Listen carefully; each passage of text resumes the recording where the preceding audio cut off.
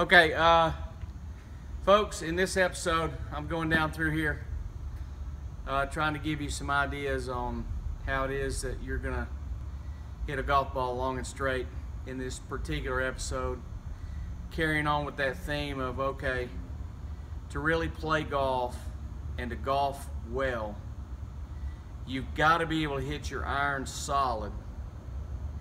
And the reason is because carry distance has to be very, very consistent, okay?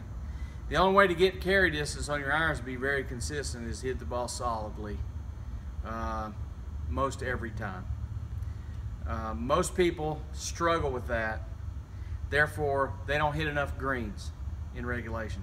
I mean, they're standing out there 140, 160 yards, whatever it may be, looking at the green going, okay, I got this figured out. I know exactly how far I got. They've done all the mental work that they need to do. They just can't do the physical work, meaning they cannot hit the ball solid on a consistent basis. Every now and then they get lucky. They strike one solid. You know, maybe they catch a green.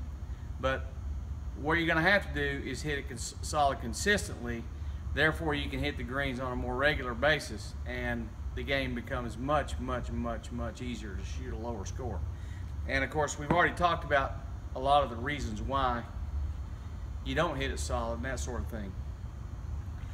To really home in on that thing that is going to help you hit your iron shots more solidly, okay?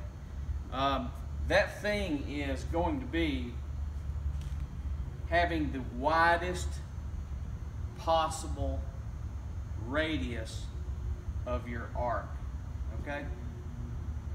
Now, we'll get into a little bit later how you go about doing that. What determines what the widest possible arc is, or a widest possible radius is. But you think about it, it's like, okay, if I have a narrow or a small radius to this swing arc, you can see how that club is off the ground, further away on either side. Down here close to where the ball is, you know, it's kind of homing in on the ball, but yet within a couple feet of the ball, it's still 7-8 inches off the ground.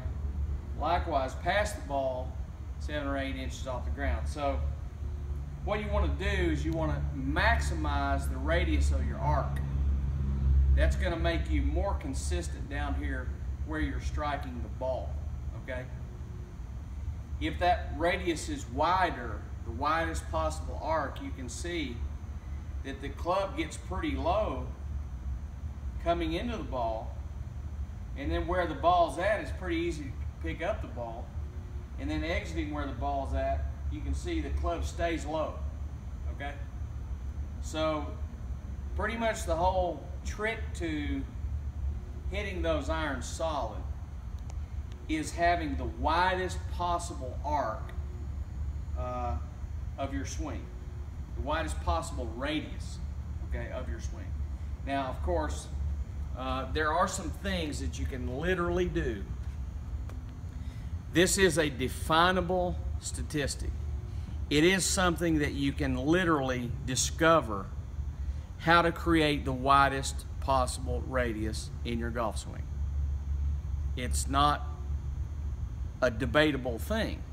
It's something that can be, and as a matter of fact, is quantifiable. Granted, it depends on every person and their physical stature, that sort of thing, but the trick to it is there are ways, and as a matter of fact, I've homed in on one particular way to determine how to create that widest possible radius and therefore hit the majority of your irons solid, if not every single one. Okay.